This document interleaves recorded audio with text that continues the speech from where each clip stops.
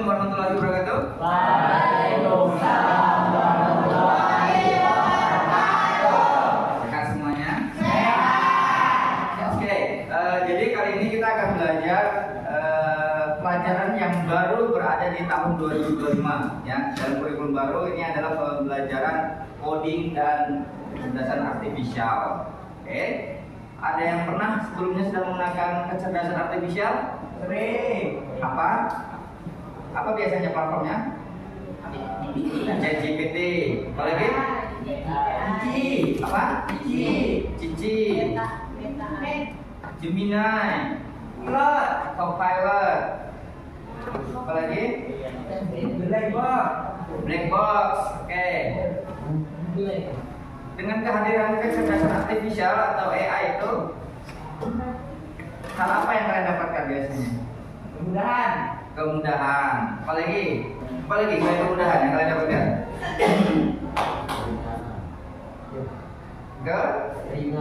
Keringanan, ya, kecepatan, gitu kan? Ya. Seperti gitu. Oke, sebelum ke sana, saya ingin kasih gambaran ke kalian bahwa dunia ini ternyata semakin menantang, ya. Apalagi misalnya kayak generasi kalian. Oke. Ada yang tahu apa itu dark factory? Pabrik gelap. Pabrik gelap. Apa yang dimaksud dengan pabrik gelap itu sebenarnya? Diam-diam. Apa lagi? Apa? Pabrik ilegal. Pabrik tidak resmi. Apa lagi? Adalah pengoperasiannya ini berada di ruang gelap dan tidak membutuhkan manusia. Oke, jadi yang beroperasi semuanya ini adalah robot, mesin, ya. Pasti tantangannya. Tantangannya kalian hadapi apa? Kalau misalnya ada dark factory, apa? Nah, kalian akan lebih sulit mendapatkan pekerjaan. Kenapa? Dia akan bersaing. Kalian akan bersaing dengan robot-robot ini. Ya. Kenapa? Dark factory itu bekerjanya selama 24 jam non-stop. Ya. 24 jam non-stop. Dia buat mobil, ya, dia buat handphone segala macamnya tanpa butuh manusia. Mungkin manusianya ya beberapa orang aja, cuma mengoperasikan mesinnya. Nah, yang harusnya misalnya katakanlah satu mobil bisa menyerap tenaga kerja sekitar 10 sampai 50 orang. Ya. Nggak ada. Nah, gimana kalian akan cari kerjaan kalau posisi itu?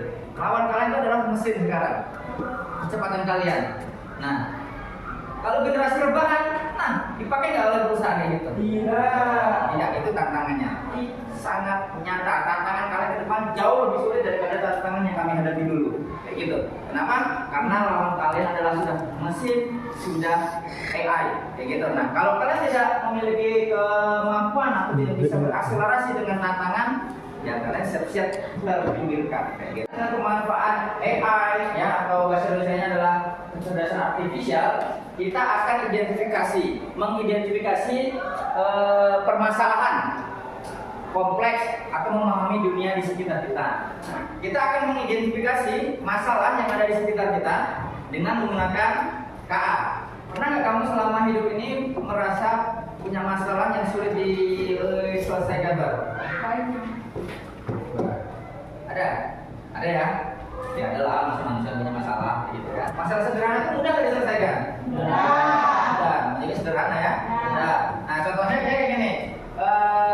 Dia akan udah identifikasi. Contoh misalnya kalian menemukan bola lampu pecah, bola lampu putus. Solusinya gimana? Beli baru, pasang, selesai kan? Ban kalian bocor. Nah, solusinya? Sederhana kan? Itu masalah sederhana. Kelas ini kotor misalnya. Dibersihkan, selesai masalahnya, ya kan? Itu masalah. Kalau misalnya masalah kompleks, kayak kasus korupsi. Korupsi ini sederhana atau enggak? Enggak, kompleks ya. Banyak melibatkan masalah ya. Dari atas, dari birokrasinya, dari orangnya, ya, dari pejabatnya, bahkan rakyatnya juga korupsi ya. Dari tingkat atas sampai tingkat paling bawah lagi yang masalah sederhana. Tidur, Pak. Nah, ngantuk. Tidur. Nah, apa lagi? Baterai habis.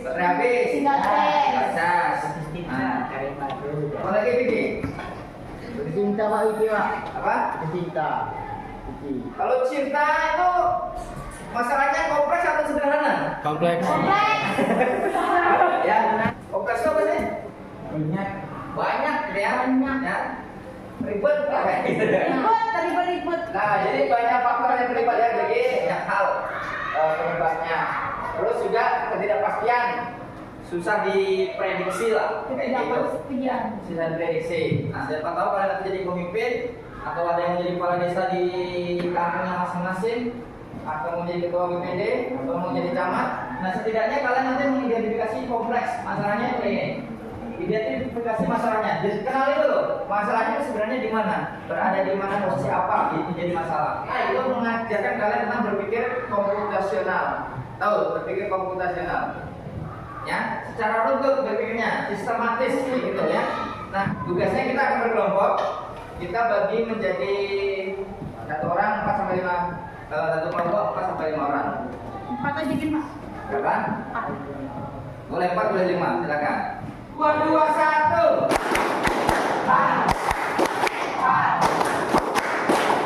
Terus 1, 2, 3.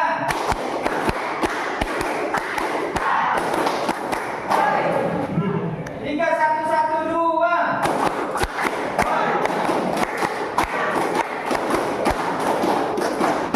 Oke, terima kasih. Oke, ini yaitu tentang mengidentifikasi permasalahan sehari-hari yang kompleks.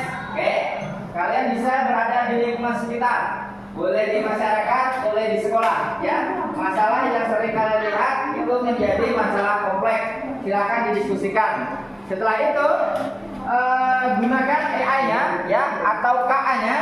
Kalian bisa menggunakan ChatGPT atau Gemini atau Perplexity, pokoknya terserah ya. Boleh Meta, boleh Sisi, boleh apa lagi? Salah satu masalah dari bagian A ya, lalu identifikasi faktor penyebabnya. Nah, misalnya dari yang 2 tadi, yang 2 ini, baru pilih salah satu mana yang paling menarik untuk kelompok kalian. Oke. Terus yang di bagian C-nya, buat peta masalahnya. Oke. Habis itu nanti kalian gambarkan pohon masalahnya, mind mappingnya. Ya, kalian bisa gunakan AI, misalnya MindMaster, Google, Canva, atau Natur dan seterusnya. Ya, boleh bebas. Terus letakkan masalah utamanya nanti di tengah. Kira-kira penyebabnya di apa, dampaknya apa.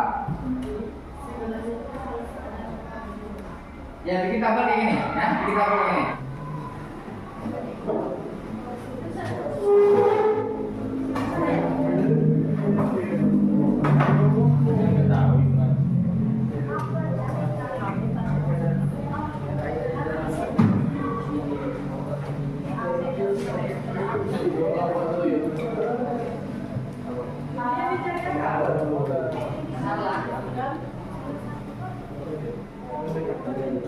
Jadi KA apa yang kalian gunakan nih? Meta AI, Pak. Pakai apa? Meta AI. Meta AI. Sisi. Kelompok ini pakai apa? Pakai ChatGPT. Kelompok ini pakai apa? Sisi. Ya. Kalau ini pakai apa AI-nya? Meta AI. Oke.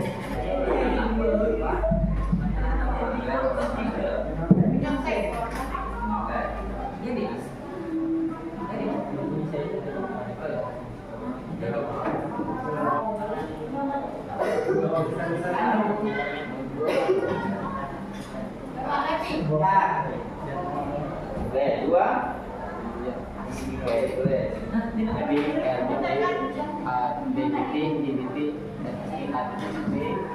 tadi apa ya?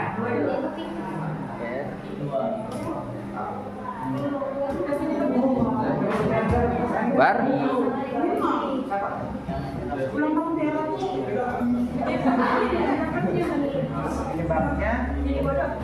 Penyebabnya itu arah belajar. 1 dan 2. Maksudnya apa? Zero shoot dan view shoot. Zero shoot itu maksudnya kamu langsung minta masalah di sekolah, gitu kan? Ya. Nah, masalah kompleks di lingkungan. Nah, itu berarti view shoot. Nah, Akan lebih bagus kalau kalian gunakan adalah you should. Ya, you should adalah misalnya sebagai guru, atau misalnya kalau masalah kalian tentang di masyarakat, bertindaklah sebagai apa? Kita mau jadi apa kayak gitu. Oke. Atau bertindaklah sebagai psikolog misalnya. Oke. Bertindaklah sebagai itu. Atau saya adalah, bisa juga, saya adalah kelas 12 yang peduli terhadap lingkungan, gitu kan? Gitu. Nah, saya akan mengidentifikasi tentang penyebab dari masalah ini, ya, dan beberapa dampaknya.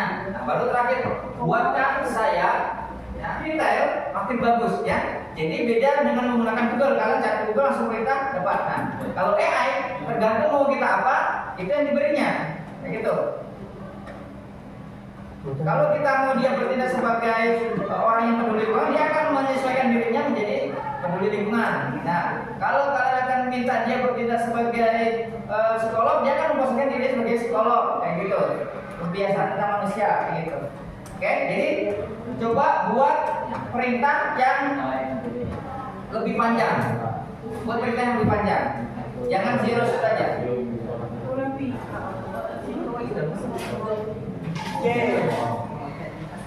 A T P. Apa K-nya? K-nya adalah konteks. Tahu konteks? Keadaan, kondisi di sekitar. Konteksnya ini maunya apa? Ya. Misalnya saya minta saya akan masuk kelas ini dan saya buat bertindaklah sebagai guru bahasa Inggris yang profesional, misalnya kayak gitu. Oke. Saya akan menyampaikan materi tentang ini, ya. Sudah. Nah, baru T-nya adalah tujuan.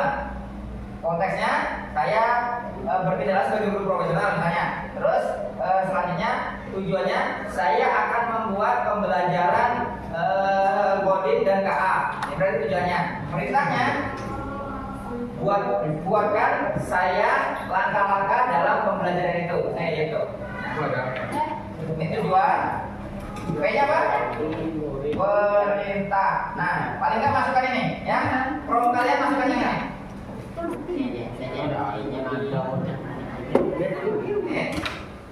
Yang di langkah berikutnya, buatlah problemnya menjadi pohon masalah, gitu ya.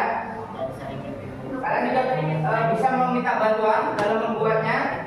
MindMaster, Google, Canva AI, Nafin, ya. Pakai AI.